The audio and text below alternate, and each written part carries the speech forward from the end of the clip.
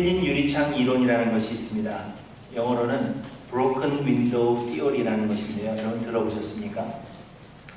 미국의 범죄학자인 제임스 윌슨과 조지 켈링이라는 사람이 1982년에 발표한 깨진 유리창이라는 제목으로 소개된 사회 무질서에 관한 이론입니다. 곧 깨진 유리창 하나를 그대로 방치해 두면 그것이 범죄 확산의 시작이 된다 하는 그런 이론입니다. 길을 가다가 어떤 건물에 유리창 한 짝이 깨져 있는 것을 봅니다. 처음에는 유리창이 깨졌구나 이렇게 단순하게 생각하고 지나치는데 오랜 시간 그 유리창이 깨진 채 방치되어 있는 것을 보면 아무도 안 사나? 아무도 관리를 안 하는구나 그런 생각을 하게 된다는 것입니다. 그리고 시간이 지나면서 왠지 돌을 던져서 나머지 유리창도 깨버리고 싶은 그러한 생각을 가지게 되는 것입니다.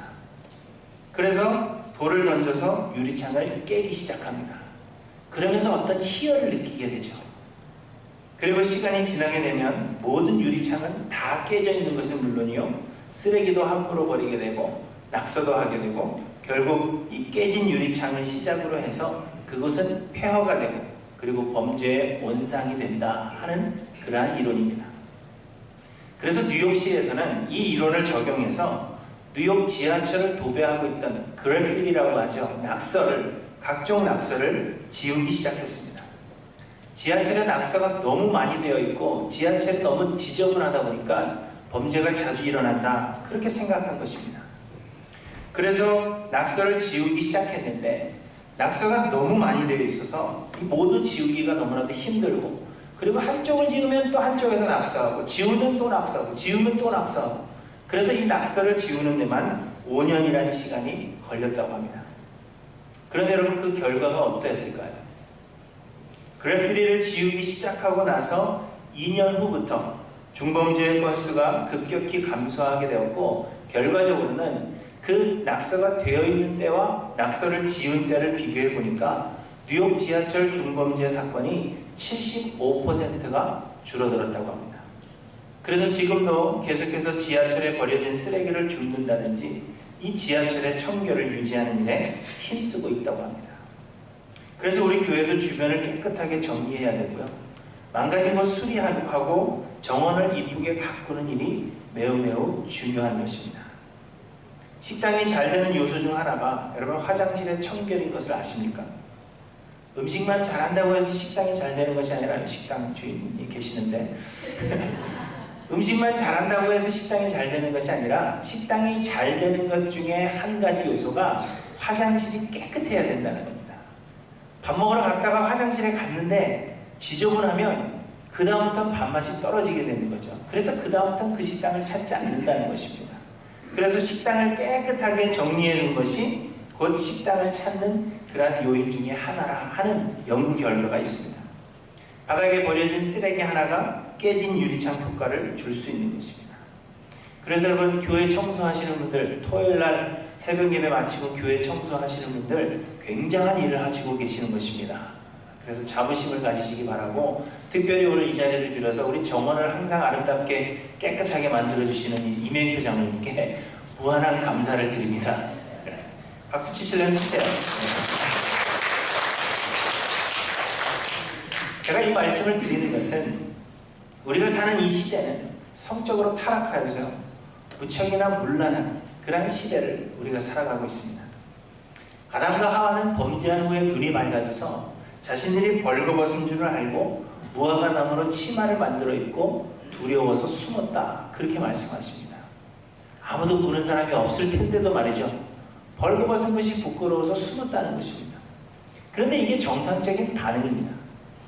그러나 이 시대는 부끄러움을 상실한 시대가 되었습니다.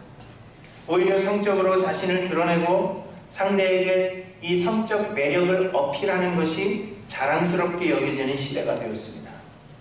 여러분 섹시하다 하는 이 말은 성적 자극을 일으킨다라는 말입니다. 제가 어떤 여자를 보고 오늘 참 섹시하시네요 그렇게 이야기하면 당신 때문에 내 성적 자극이 성적 마음이 자극을 받았습니다. 그 얘기는 뭐예요? 성적인 충동을 느낀다는 겁니다. 여자들에게 굉장히 수치스러운 이야기고요. 굉장히 불쾌한 이야기입니다. 그러나 이제는 이것이 여자들에게 대한 칭찬이 되었고 여자들은 이러한 이야기를 들을 때 기분 좋아합니다. 성적으로 자유로워졌고 그러다 보니 혼외 정사가 이제는 자연스러운 일이 되어버렸습니다. 한국에서도 간통죄가 폐지되었죠. 혼외 정사를 이제는 더 이상 죄라 여기지 않는 그러한 사고가 주를 이루고 있고, 그래서 학교에서도 학생들에게 성교육을 할 때는 이제는 결혼 전까지 금욕하라 그렇게 가르치는 것이 아니라 안전한 피임 방법을 가르치는 시대가 되었습니다. 이로 인한 많은 문제들 역시 발생하고 있습니다. 조사에 의하면 미국에서 2011년에 미혼모의 비율이, 곧 아이를 낳은 여자들 중에서 결혼하지 않고 실수로 아이를 낳게 된 그러한 여성의 비율이 무려 40%였다고 합니다. 아이를 낳은 여성 10명 중에서 4명은 미혼모였다는 거예요. 그러니 약 6년이 지난 지금은 그 비율이 더 증가했을 것으로 그렇게 보여집니다. 더욱이 10대 미혼모, 10대에 임신한 그 비율은 모든 미혼모의 35%가 된다고 합니다. 곧 아이들이 학교에 가면요, 10명 중에 4명은 결손 가정의 아이들입니다. 그런데 그 중에서도 한두 명은 부모가 10대 때 불장난으로 아이를 낳은 그 아이라는 것입니다. 그래서 아이들 친구들이 집에 놀러 와도요, 함부로 물어볼 수가 없습니다. 너희 부모는 뭐 하는 분이니 물어볼 수 없고요, 부모가 있냐 없냐 물어볼 수도 없습니다. 아이들과 같이 저녁에 TV를 시청한다는 것은 굉장히 어려운 일이 되었습니다. 길을 가다가도 아이들 보기에 민망한 그런 순간들을 우리는 쉽게 경험할 수 있습니다. 이제는 아이들이 무엇을 보고 무엇을 듣는지, 누구와 대화하고 무슨 이야기를 나누었는지, 어떤 게임을 즐겨하는지, 이 모든 것들을 감시하고 주의를 기울여야만 하는 자녀들을 양육하기에 굉장히 힘든 그런 시대가 되었습니다. 아이들을 밖에다 내다 놓는 것은 성범죄의 표적이 될까 두려운 마음을 가지게 되었습니다. 여러분, 교회라고 안전하다 생각하시는데 결코 그렇지 않습니다. 아이들을 가르치던 목사나 또 선생들이 아이들을 상대로 성범죄를 저지르는 일들을 우리는 이제 심심찮게 경험할 수가 있구나. 그래서 아이들 교사를 선발할 때에도 이제는 백그라운드 체크가 굉장히 필요한 그러한 시대가 되었습니다. 아이들도 그냥 마냥 아이들이라 우리는 생각하지만 어느 날 갑자기 부모를 깜짝 놀라게 하는 그러한 사건을 저지르고 들어올 때가 우리 가운데도 생겨날 수 있습니다. 성적 문란함에 아이들이 너무 많이 노출이 되어 있어서 자기도 모르는 사이에 생각이 물들어가는 것을 우리는 막을 길이 없어 보입니다. 거기에 더하여서 이제는 동성연애를 죄라 말할 수 없는 시대가 되어서 무척이나 혼란스럽고 이 사회가 도대체 어떻게 되어가는 것인가 걱정스럽습니다. 아이가 이제는, 여러분들은 다 키워서 모르시겠지만 저희는 그렇습니다. 아이가 누구를 좋아한다 하면 예전에는 그 아이가 누군가 그냥 그것에만 관심을 가졌는데 요즘은 남자냐 여자냐를 먼저 물어봐야 됩니다. 웃으시지만 저희한테는 심각한 문제입니다. 남자아이가 남자아이와 친하게 지내는 것도 이제는 걱정스럽습니다. 이런 사회에서 우리 자녀들을 어떻게 양육해야 하는지 걱정스럽고 예수님이 곧 오실 것 같은 그런 시대가 되었습니다. 그런데 여러분, 사회가 이렇게 성적으로 문란하며 무질서하게 변한 데에도 어디서부터인지 깨진 유리창이 있었다는 것입니다. 어느 날 갑자기 사회가 문란해지고 성범죄가 급증하며 부끄러움을 모르는 그러한 시대가 되어버린 것이 아니라 어딘가 깨진 유리창이 있었는데 우리가 그것을 관리하고 보수하지 않은 채 그냥 방관하며 내버려둔 것이 지금의 이 사회를 만들어 버렸다는 것입니다. 그렇기 때문에 사회적 정책을 세우는 것도 중요하지만 우리는 그 깨진 유리창을 찾아서 보수하는 일이 우선되어야 합니다. 이미 너무 많은 유리창이 깨져 있어서 사람들은 계속해서 유리창을 깨나가며 희열을 느낄 것이고 그렇기 때문에 시간이 오래 걸릴 것입니다. 그럼에도 불구하고 사회를 변화시키고 하나님의 나라를 건설해 나가기 위해서는 우리 가운데 깨진 유리창을 보수하는 일이 우선되어야 한다 하는 것입니다. 그런데 하나님께서는 우리 모든 사람들에게 각자의 유리창을 주셨는데 그것이 곧 가정이라는 것입니다. 곧 우리는 문란해지고 악해져가는 세상 속에서 우리의 가정을 잘 지켜서 깨진 유리창을 보수하는 것이 가장 급선무라 하는 것입니다. 가정은 하나님께서 만드셨습니다. 가정은 우리를 향하신 하나님의 사랑을 더욱 잘 이해하게 하고 하나님을 더욱 깊이 알아가게 하며 서로 협력하여 그리스도의 장성한 분량에까지 성장하게 하는 가장 작은 단위의 그리스도의 몸입니다. 그러므로 가정은 우리의 사역에 있어서 가장 우선이 되는 사역의 현장입니다. 가정을 잘 보살피고 다스리지 않으면 다른 사역도 잘 감당할 수가 없습니다. 그래서 교회의 직분자의 자격에 대해서 디모데전서에 보시면 자기 집을 잘 다스리는 자여야 한다 그렇게 말씀하시면서 사람이 자기 집을 잘 다스릴 줄 모르면 하나님의 교회를 돌볼 수 없다 그렇게 우리에게 말씀하고 있습니다. 사회가 문란하게 되는 것이 어째서 가정의 문제냐 반문하실 수 있습니다. 우리 가정은 아무런 문제가 없다 그렇게 생각하실지 모르겠습니다. 그런데 여러분 요즘 아이들은 성장이 빠르고요. 또한 성적인 것에 많이 노출되어 있기 때문에 이성교제의 시기도 굉장히 빨라졌습니다. 그래서 처음 성관계를 맺는 시기도 빨라졌는데 이 사회에 큰 문제가 되고 있는 이 어린아이들의 성관계 나이가 평균 나이가 미국에서 처음으로 성관계를 맺는 평균 나이가 여러분 몇 살인지 아십니까? 무려 16세입니다. 고등학교에만 가면 많은 아이들이 이미 성에 눈을 뜨고 성 경험을 한다는 것입니다. 그래서 10대 미혼모가 증가하고 있고요. 어떤 지역에서는 고등학교 안에 학생들이 낳은 아기들을 돌보는 그러한 보육시설을 갖춰놓는 것이 생겨나기도 하는 것입니다. 아이들을 24시간 쫓아다니며 감시할 수도 없고 어떻게 이 아이들을 키워야 하나 걱정스럽습니다. 그런데 다른 성의 부모와 자연스러운 스킨십을 자주 하는 아이들, 이런 아이들은 이성에 대한 호기심이 덜해서 이성 간의 문제를 일으키는 일이 적다 하는 그런 연구 결과가 있습니다. 곧 아이가 가정에서 아빠나 엄마와의 관계가 굉장히 좋고 그래서 엄마 아빠와 자연스러운 애정 표현을 많이 한다면 이성과의 문제를 일으킬 확률이 줄어든다는 것입니다. 아빠가 딸과 허그하기도 하고 좋은 관계를 유지하면서 뽀뽀도 해주고 같이 팔짱을 끼고 다니고 그 좋은 관계를 유지하면 아들이 아빠와의 관계는 물론이요 엄마와의 관계에 있어서도 좋은 관계를 그렇게 유지하면 아이들이 이성에 대한 호기심이 줄어들기 때문에 이러한 문제들이 생겨나는 것을 줄일 수 있다는 것입니다. 부모와 자식 간에 올바르지 못한 관계 그리고 부부 간의 잦은 불화를 보고 자란 아이들이 잘못된 성의 개념을 가질 확률이 높고 동성애자가 될 확률 또한 높다 하는 것은 이미 잘 알려진 사실입니다. 실제로 동성애 합법화를 주장하는 사람들이 이 동성애의 필요성에 대해서 강조하는 이유가 이성애자들의 불륜 및 이혼과 같은 죄라 그렇게 이야기를 합니다. 이성애자들이 이런 죄를 많이 짓기 때문에 우리에겐 동성애가 필요하다 이렇게 이야기하는 것입니다. 그러므로 부부가 먼저 올바른 부부의 관계를 맺고 서로 사랑하는 모습으로 사랑의 본을 보이는 것이 깨진 유리창을 보수하여 세상을 변화시키는 그 첫걸음이 된다는 것입니다. 뭔가 사회적으로 큰 일을 하려고 여러분 노력 안 하셔도 됩니다. 사회가 이렇게 성적으로 문란해져 가는데 우리 자녀들을 어떻게 키워나갈까 걱정하면서 사회가 어떤 제도를 만들어주기를 여러분 염려 안 하셔도 된다는 것입니다. 여러분의 가정에서 여러분의 유리창이 깨어지지 않도록 잘 보호하면 그러면 우리 아이들도 하나님께서 지켜주신다는 것입니다. 그래서 오늘 본문은 성경적인 부부의 관계에 대해서 하나님께서 기뻐하시는 부부 관계가 어떤 것인지에 대해서 우리에게 말씀해 주십니다. 그런데 먼저 오늘 말씀을 저는 준비하면서 제 마음에 걸리는 것이 이 자이든 타이든 간에 무슨 이유로든지 간에 현재 부부관계를 유지하지 못하고 계신 분들이 혹 상처받지 않을까 하는 그러한 걱정이 있었습니다.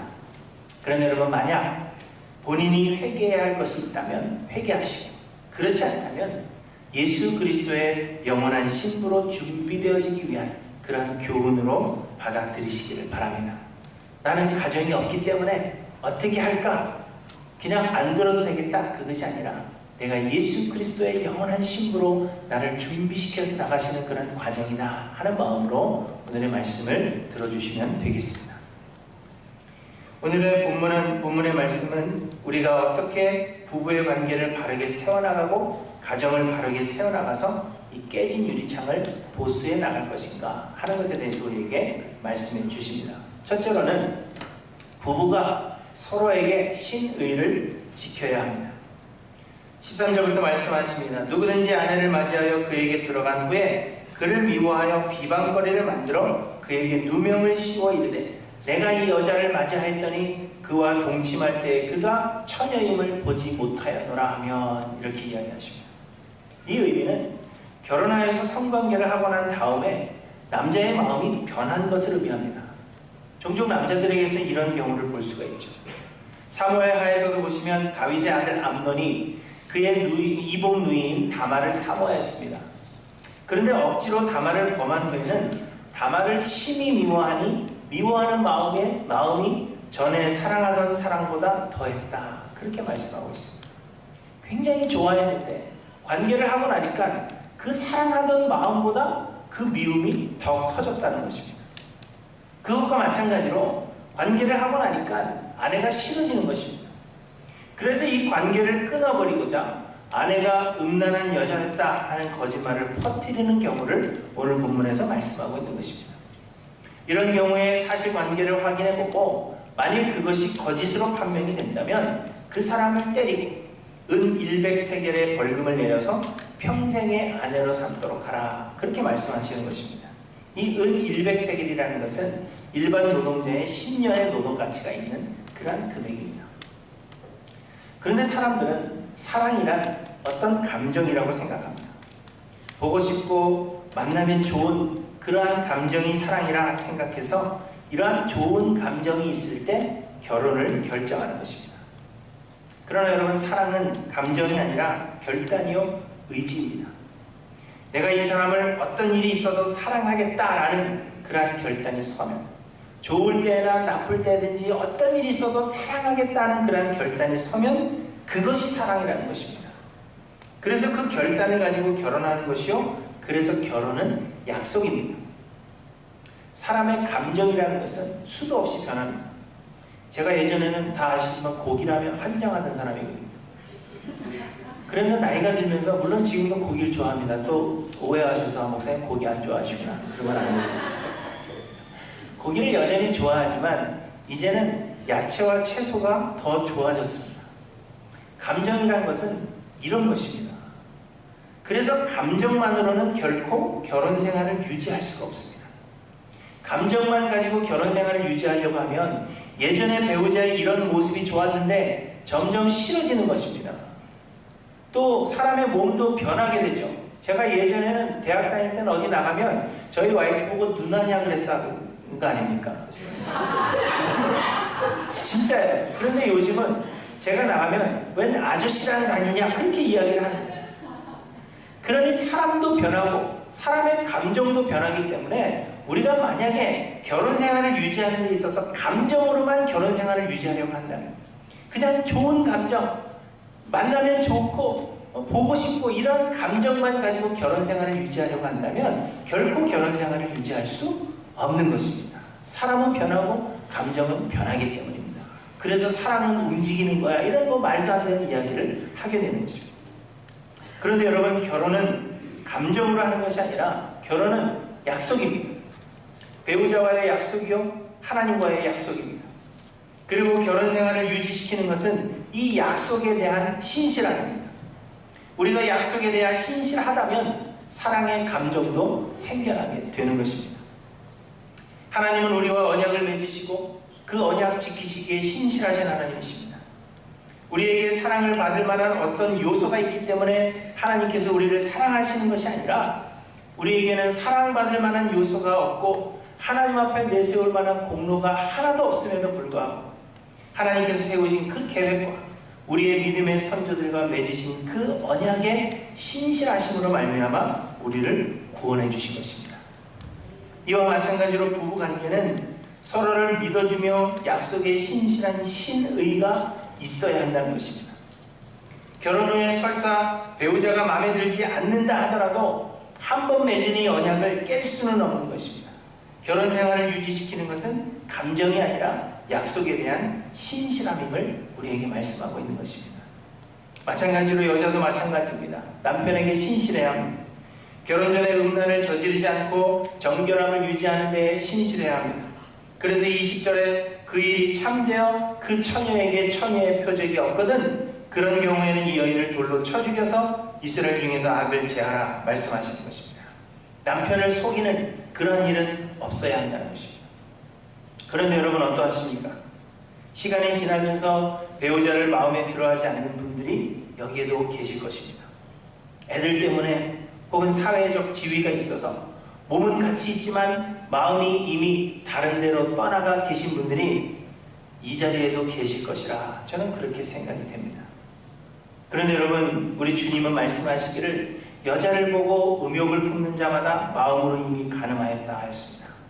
그러므로 우리의 마음이 이미 떠나 있다면 역시 서로를 향한 신의를 지키지 못하고 있는 것이요 그것이 우리 사회에 깨진 유리창이라 하는 것입니다. 하나님께서 우리를 하나 되게 하셨고 우리가 내 배우자를 평생에 사랑하겠다 하나님과 약속하였음에도 불구하고 우리의 마음이 배우자에게서 떠나 있어서 배우자를 싫어하는 마음이 있다면 그렇다면 우리는 하나님 앞에 신의를 지키지 못하는 것이요 그것이 우리에게 깨진 유리창입니다. 여러분 결혼한 사람들이 결혼은 미친 짓이다 라는 말을 함부로 합니다. 연예인들이 TV방송에 나와서 마치 결혼한 것을 후회하는 것과 같은 그러한 발언들을 자연스럽게 합니다. 그러면 여러분 우리 아이들이 무엇을 보고 배우겠습니까? 아 결혼은 미친 짓이구나.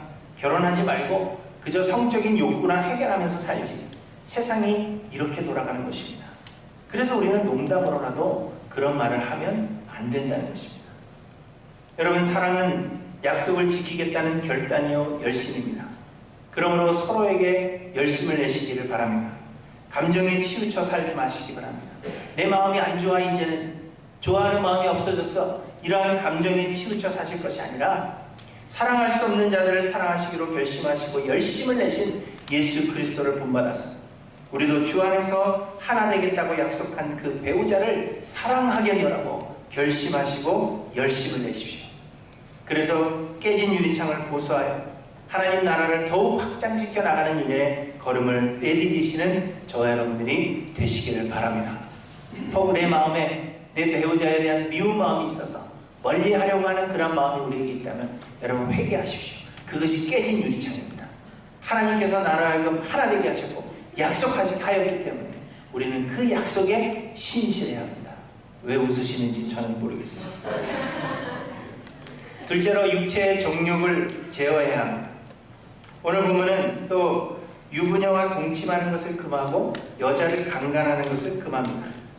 여자 역시도 강간을 당할 때 도움을 청할 수 있음에도 불구하고 도움을 청하지 않으면 이를 강간으로 보지 않고 남녀를 모두 죽이라 말씀하십니다.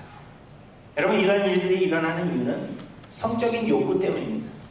성적인 욕구를 제어하지 못해서 발생하는 일입니다. 그래서 하나님은 결혼제도를 만들어서 이 성적인 욕구 때문에 결혼제도를 만드셔서 성적인 욕구를 해결하게 하셨습니다.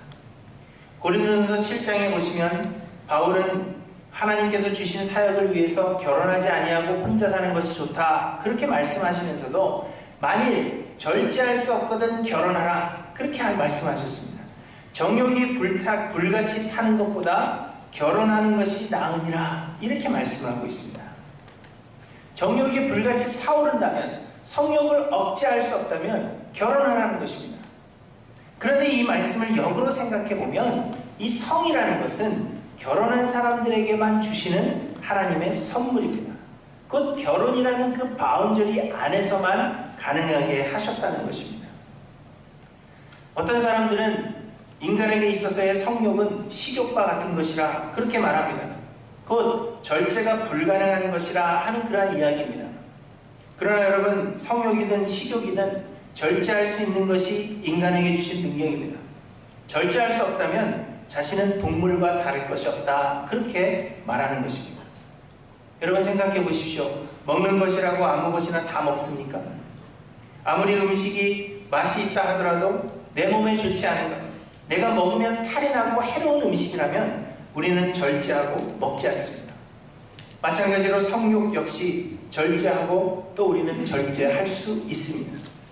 하나님께서 그어놓으신 경계 밖으로 결코 나가서는 안 되는 것이며, 하나님께서 그어놓으신 그 경계 안에서만 우리는 성관계를 맺을 수 있는 것입니다. 그런데 이것을 또다시 역으로 생각해 보면, 그러면 결혼하신 분들이라면 부부 관계에도 신실하셔야 한다 하는 것입니다. 고린도전서 7장에서 또한 말씀하십니다. 남편은 그 아내에 대한 의무를 다하고 아내도 그 남편에게 그렇게 할지라.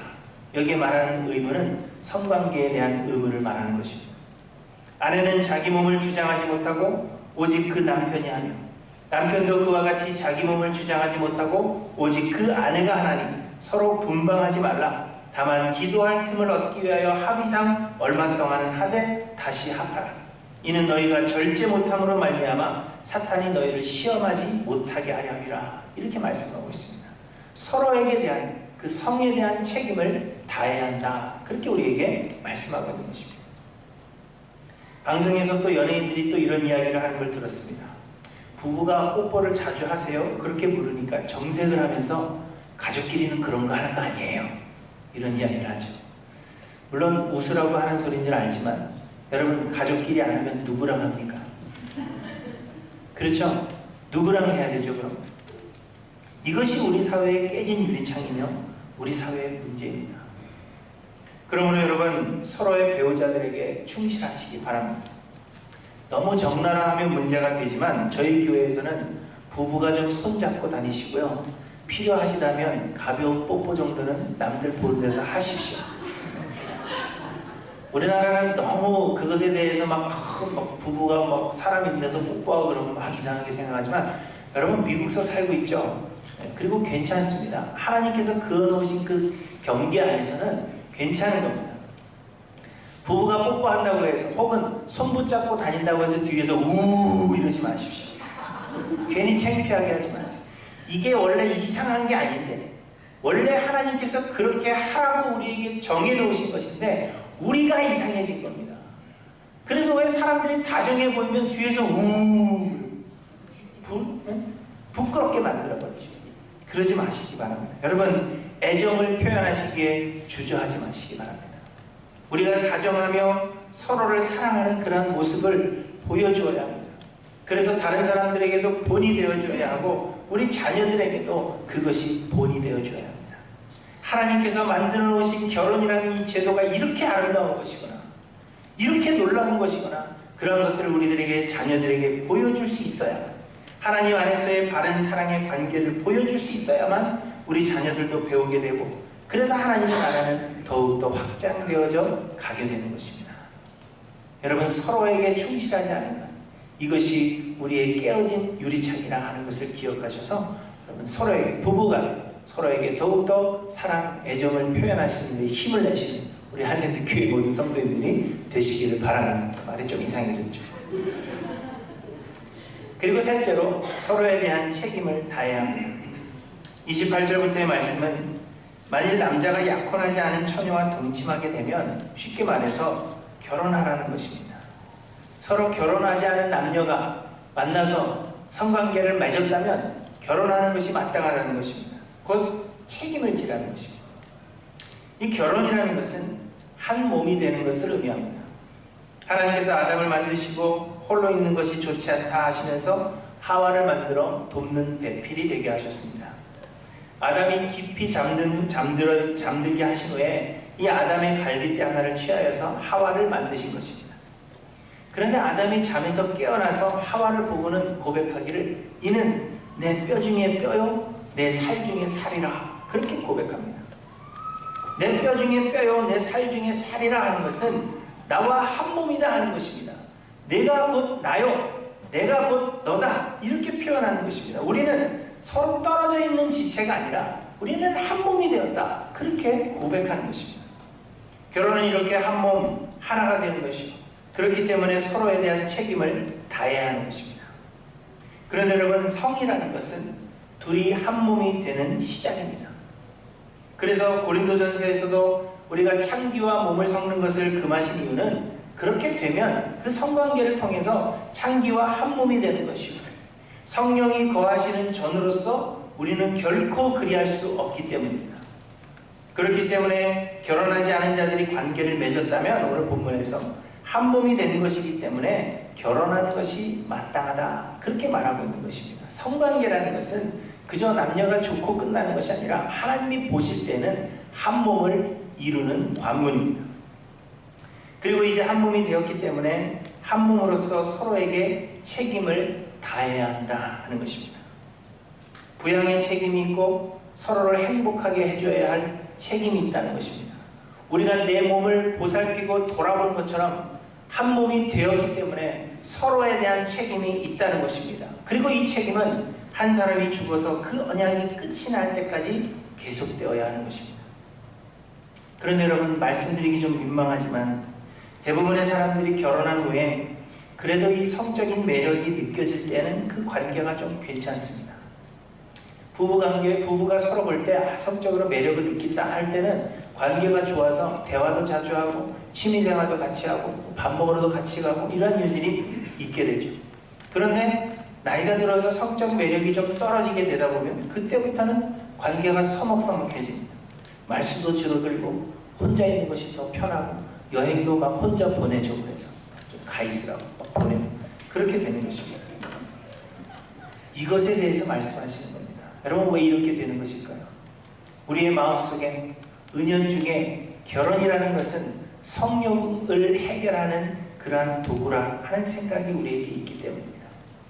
결혼하는 것은 한 몸을 이루시는 것이요, 그렇다면 죽을 때까지 한 몸이기 때문에 서로에 대한 책임을 져야 되는데, 많은 사람들의 생각 속에 결혼이라는 것은 그저 내 성욕을, 이 동물적인 정욕을 해결하는 그러한 도구밖에는 생각하지 않는 것입니다. 그러니까 더 이상 그것이 충족되어지지 않을 때에는 서로에 대한 책임을 지지 않으려고 하는 것입니다.